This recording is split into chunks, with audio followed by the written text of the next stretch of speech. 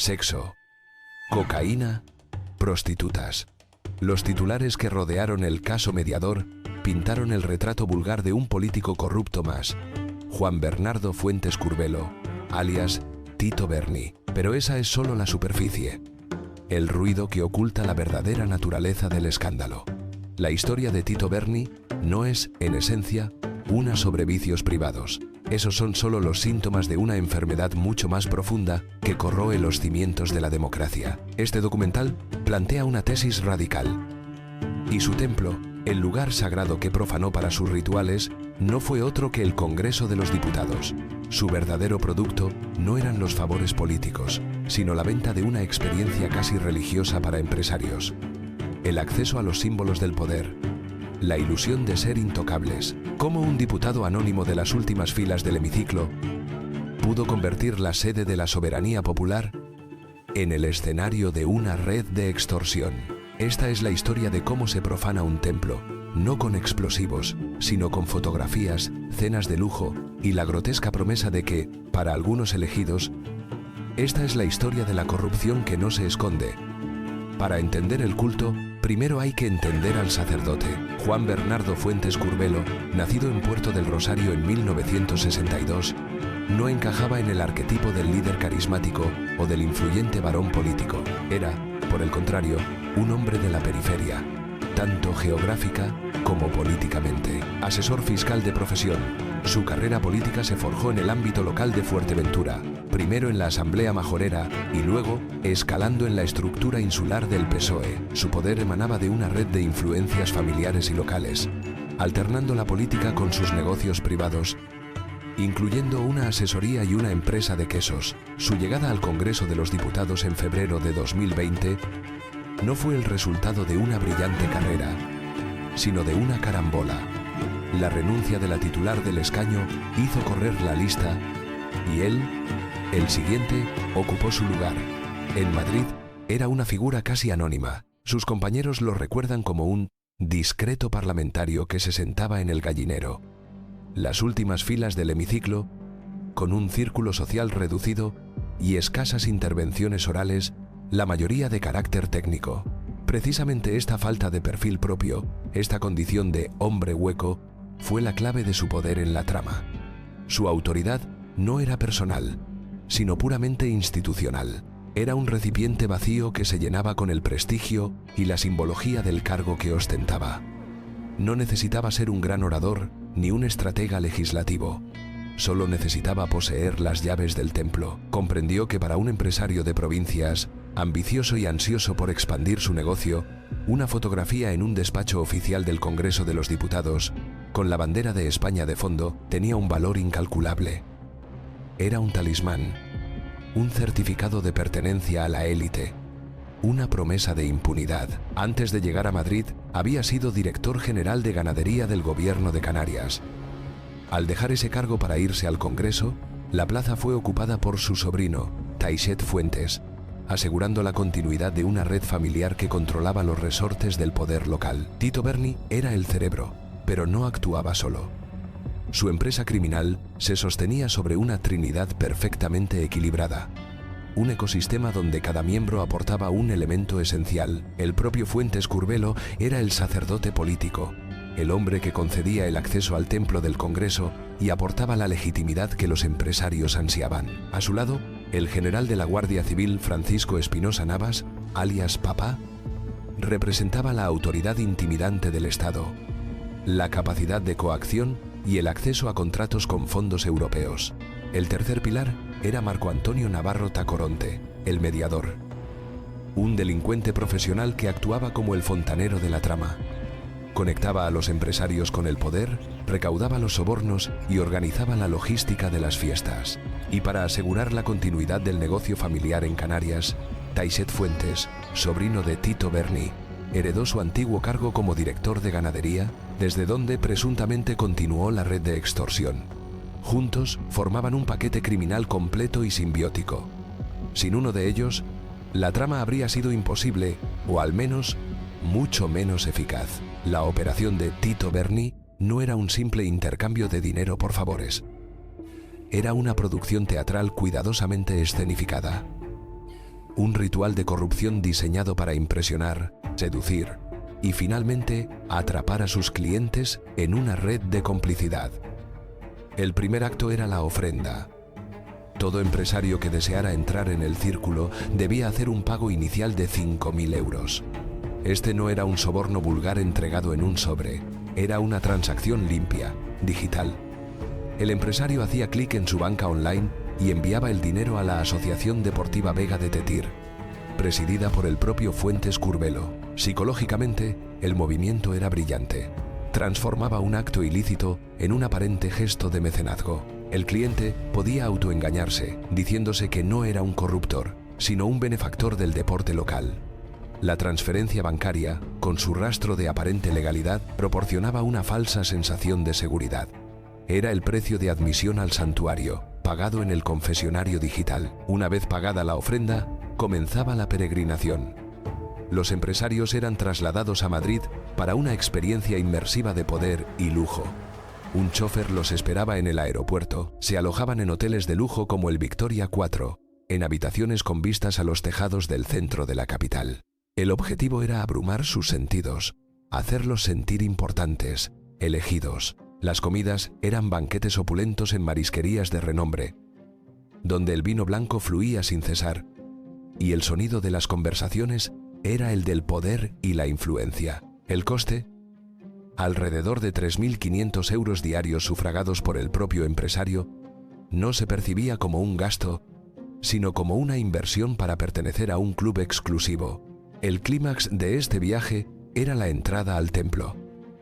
Este era el verdadero producto que Tito Berni vendía: la legitimidad. Utilizando su credencial de parlamentario, introducía a los empresarios en el Congreso de los Diputados. Para un empresario de provincias, pisar la alfombra de los pasos perdidos, sentir el eco de la historia en los fríos suelos de mármol y ver los retratos de los grandes oradores de la nación era una experiencia casi mística. Fuentes Curbelo los recibía en su despacho oficial, un espacio solemne con la bandera de España y el retrato del rey. Les invitaba a sentarse en su escaño y se fotografiaba con ellos. Cada fotografía era una reliquia, un salvoconducto. El mensaje implícito era devastadoramente eficaz. Estás dentro. Has sido ungido en el corazón de la democracia. Las reglas que rigen a los de fuera ya no te aplican. Finalmente, el ritual concluía con la comunión. Tras la solemnidad del Congreso, la jornada se disolvía en la oscuridad de la noche madrileña. Cenas en restaurantes de moda y fiestas que se prolongaban hasta altas horas en clubes y hoteles. Era en esta fase final donde el barniz de respetabilidad se agrietaba para dar paso a la cruda realidad del pacto. El alcohol, la cocaína, el Viagra y las prostitutas sellaban la unión. Era la creación de un vínculo de secretos compartidos, de culpa mutua. La camaradería forjada en la depravación aseguraba el silencio y la lealtad. La audacia de la trama alcanzó su cenit en un evento que encapsula su descarada sensación de impunidad. La cena en el lujoso restaurante Ramsés, frente a la Puerta de Alcalá, el 21 de octubre de 2020. Para entender la magnitud de este acto, hay que recordar el Madrid de aquella noche. Una ciudad fantasma, sometida a un estricto estado de alarma decretado por el propio gobierno socialista. Las calles estaban vacías, el silencio solo roto por las sirenas, con reuniones de más de 6 personas estrictamente prohibidas. Mientras tanto, en el Ramsés, una isla de privilegio y desafío, la trama organizaba un gran banquete. Los mensajes intervenidos son reveladores. Navarro Tacoronte le confirma la reserva a Tito Berni. A las 9 de la noche en el Ramsés. Mesa para 15 personas, solo personas del Partido Socialista. No pueden entrar los de Vox, ni Podemos, ni arrastrados catalanes, ni toda esa gente extraña. La cena, pagada por un empresario que buscaba favores, no solo contó con los cabecillas, sino también con al menos otros 5 diputados socialistas. Su mera presencia en un evento que violaba flagrantemente las normas que su propio partido defendía en el hemiciclo es un testimonio de la atmósfera de excepcionalidad que Tito Berni había creado. La cena del Ramsés no fue solo un acto de corrupción, fue una performance pública de la impunidad. Fue la demostración definitiva del producto que vendían. Al involucrar a otros compañeros de bancada, Tito Berni expandía su red de complicidad y enviaba un mensaje inequívoco a su cliente. Las reglas que aplican a los demás no nos aplican a nosotros, y ahora tú eres parte de este club. Fue el momento de máxima arrogancia, el punto en el que, borrachos de poder, creyeron que podían celebrar sus pecados a la vista de todos, sin temor a ninguna consecuencia. Las grandes conspiraciones criminales rara vez caen por el asalto frontal de la justicia. Suelen desmoronarse por la periferia, por un detalle insignificante, por la banalidad de un error humano. El caso Mediador, una trama que movía cientos de miles de euros y que involucraba a un diputado nacional y a un general de la Guardia Civil, no fue la excepción. Su fin no llegó por una meticulosa investigación anticorrupción. Todo comenzó en la intimidad de un hogar, con la tensión de una mentira a punto de ser descubierta. Imaginemos la escena. La esposa de Ángel Luis Peña Pérez, un cargo público del Cabildo de Tenerife, sostiene un extracto de la tarjeta de crédito familiar. Su dedo recorre una lista de cargos sospechosos, nombres de restaurantes y clubes nocturnos con fechas y horas que no cuadran con la vida conyugal. No son compras, son coartadas fallidas. La confrontación es inevitable. Preso de un pánico cerval, viendo su matrimonio y su reputación desmoronarse, Peña Pérez improvisa la más torpe de las defensas. Niega los gastos y culpa a un tercero. Su carrera hacia una comisaría a finales de 2022 no es la de un ciudadano buscando justicia, sino la de un hombre patético huyendo de una disputa doméstica. Allí, interpone una denuncia falsa, alegando que un tal Marco Antonio Navarro Tacoronte le ha estafado 2.575 euros. Su intento desesperado por salvar las apariencias en casa fue la primera pieza de un dominó que estaba a punto de derribar un castillo de naipes de corrupción a nivel nacional. La ironía es profunda. Una organización que se sentía lo suficientemente poderosa como para profanar el Congreso fue sentenciada por una trifulca de 2.500 euros. Ante la denuncia por estafa, Navarro Tacoronte, el mediador, se vio acorralado. Para un hombre como él, que manejaba los hilos de personajes mucho más poderosos, ser acusado de una estafa tan insignificante por un actor secundario era un insulto intolerable. En su mente, probablemente, se mezclaron la autoprotección y la venganza.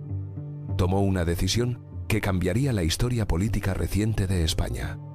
En el despacho de la jueza que instruía esa causa menor, en un gesto de aparente colaboración, entregó voluntariamente sus 2 teléfonos móviles, 2 objetos de plástico y cristal que, en ese momento, se convirtieron en los artefactos más peligrosos del país. No eran solo teléfonos, eran las cajas negras de todo el entramado. Para los investigadores, lo que siguió fue un descenso a la madriguera del conejo. Su tarea era buscar pruebas de una estafa de 2.500 euros, pero al clonar el contenido de los móviles, se encontraron ante un archivo digital del delito de proporciones inimaginables. Un agente, probablemente con desgana, empezó a revisar la galería de imágenes. La primera foto extraña, un selfie de Navarro Tacoronte en un despacho del Congreso de los Diputados. Luego, un vídeo de pésima calidad, grabado en la penumbra de un club, donde se distinguía el rostro de un diputado junto a varias mujeres. El asombro inicial dio paso a una febril excitación. Llamó a su superior. Empezaron a desenredar la madeja. Descubrieron un diario meticuloso de la conspiración. Miles de mensajes de WhatsApp, capturas de pantalla de transferencias bancarias, audios del general Espinosa negociando comisiones con jerga militar, fotografías de los empresarios posando sonrientes en las estancias más sagradas de la democracia. El análisis de los teléfonos desató una operación policial a gran escala. Las detenciones se sucedieron. Pero el momento culminante, la imagen que mejor simbolizó la cruda realidad de la trama, tuvo lugar durante el registro del domicilio del general Espinosa Navas. Imaginemos la escena. Al amanecer, agentes de la Policía Nacional, sus antiguos subordinados en espíritu, registran la casa de un general de la Guardia Civil. Es el colapso de un símbolo. Espinosa, un hombre acostumbrado a la deferencia y al mando, observa en silencio cómo su mundo es desmantelado. Los agentes buscan documentos, ordenadores. En un dormitorio, uno de ellos abre un armario. Dentro, junto a uniformes perfectamente planchados, hay varias cajas de zapatos de marcas conocidas. Un agente toma una. Pesa más de la cuenta. La abre. No contiene zapatos. Contiene fajos de billetes de 50 euros, perfectamente ordenados. Abren otra y otra. En total, más de 61.000 euros en efectivo. La sofisticada fachada de poder e influencia se había derrumbado para revelar la vulgaridad del dinero escondido en el lugar más cliché imaginable. Pero el acto final de esta tragedia grotesca tuvo lugar en la frialdad de una sala de interrogatorios. La jueza, con las pruebas sobre la mesa, le pide al general que explique el origen de ese dinero. Y aquí, la máscara de estratega y hombre de Estado de Espinosa se desvanece para siempre. Con la mayor seriedad que pudo reunir, afirmó haber sacado grandes cantidades de dinero del banco durante la pandemia porque, y citamos su temor, pensaba que se iba a acabar el mundo. La expresión de la jueza y los fiscales debió de ser un poema. La justificación no era solo una mentira, era una mentira infantil, una excusa tan absurda que despojaba al general de toda su dignidad. Fue el anticlímax perfecto.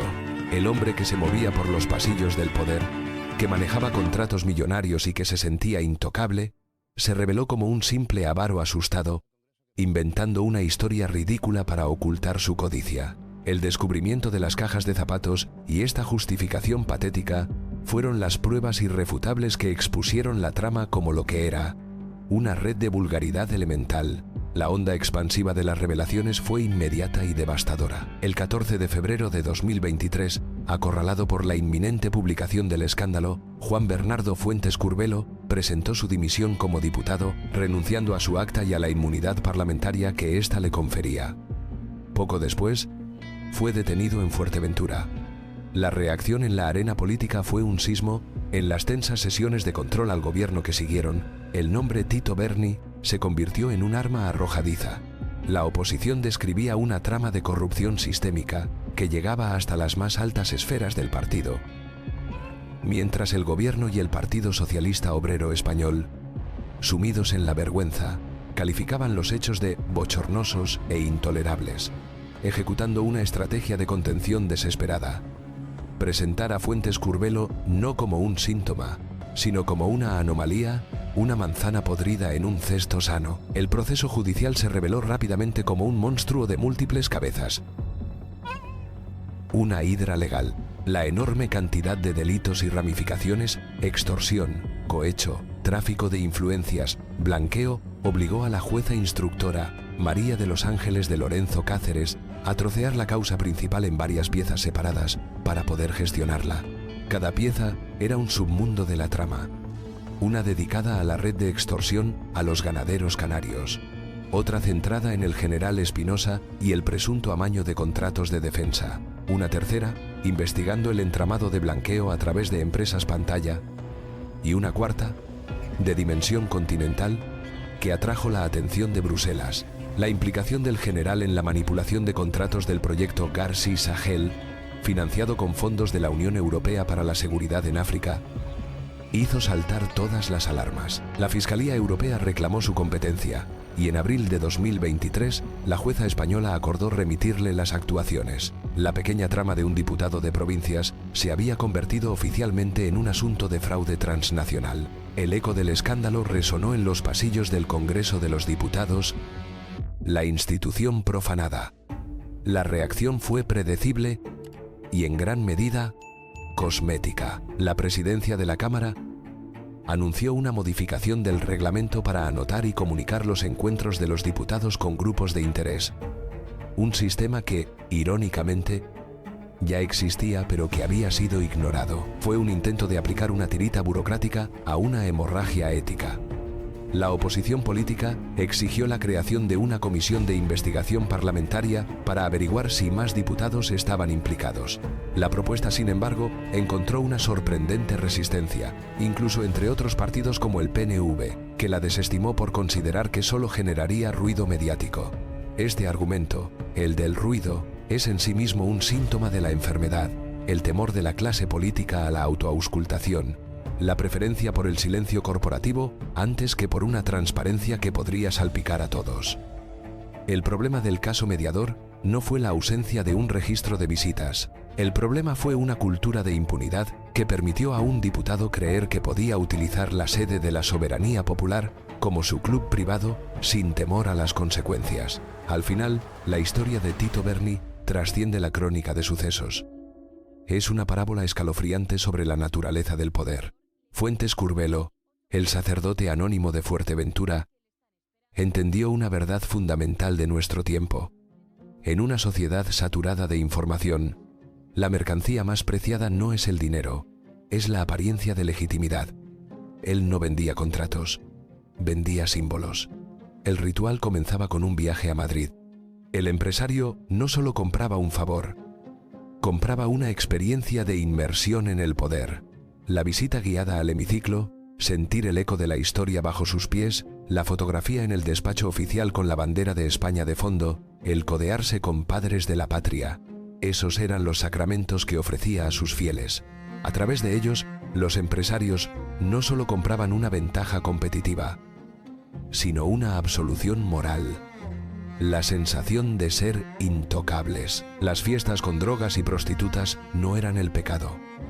Eran la grotesca comunión final que sellaba el pacto, el banquete donde se celebraba la profanación del templo que acababan de visitar. El legado duradero del caso Mediador es, por tanto, una advertencia.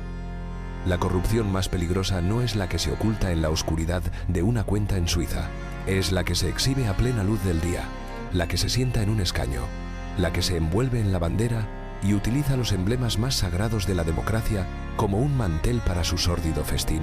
Esta nueva corrupción no solo roba dinero del erario público, roba la confianza de los ciudadanos en sus propias instituciones, pudriendo el sistema desde dentro. El templo de la soberanía popular fue profanado, y la pregunta que permanece, inquietante, no es si se limpiará la mancha, sino cuántos otros templos están siendo silenciosamente ultrajados mientras sus guardianes, sonrientes, ofician la ceremonia.